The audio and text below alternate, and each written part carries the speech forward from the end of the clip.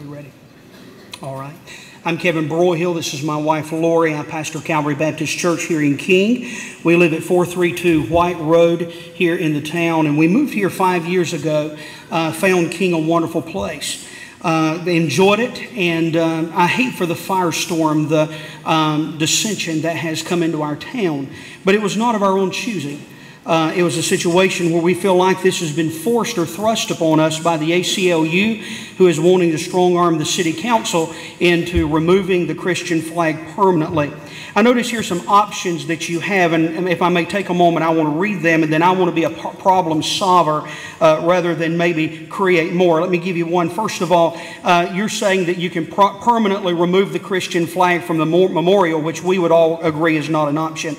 Number two, create a limited public forum and policy which would designate the single flagpole to display flags of religions, religious symbols, or emblems recognized by the U.S. military for placement on government markers. The only issue with that, while I believe in religious freedom for all people, is that King is a Christian community by and large. That's obvious with the support that's here tonight. We're not a Muslim community. I'm not against a Muslim flying their flag or a person showing the Star of David in their own rightful way, because we believe in freedom of religion. However, King is a Christian community by and large, and that's obvious. And I don't believe we've prevented anyone else from sharing their beliefs. Thirdly, is transfer the memorial to a private entity such as a veterans group. Let me just say this. I believe from what I've heard, the citizens of King desire the flag to fly again over the Veterans Memorial. It's a symbol of our heritage. It's a symbol of our faith. I believe it also honors the men and women who fought for the rights that I hold dear as a pastor. I see the Christian flag issue as a deeper issue than just a flag over a memorial. It's a religious freedom issue. It's interesting that in our government that the ACLU will not fight any other religious entity other than Christians. It seems as if that the problem is that they have a problem with the God of the Bible, the God that our founding fathers founded our nation upon, which is the Lord Jesus Christ. And the Constitution framed by the founding fathers provided for religious liberty. That's obvious from the symbols on the Capitol building. Let me say a couple options. I believe the first option that we have is to fight the ACLU in court to raise money for a legal battle and to enable the city to take a vote to put the flag back up on the memorial, providing that we won in court.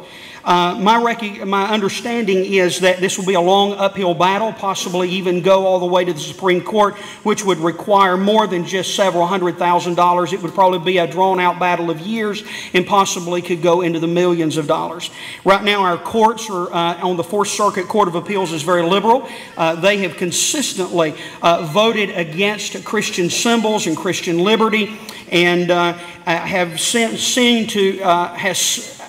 to consistently promote what I would consider a radical agenda to eradicate God from our culture.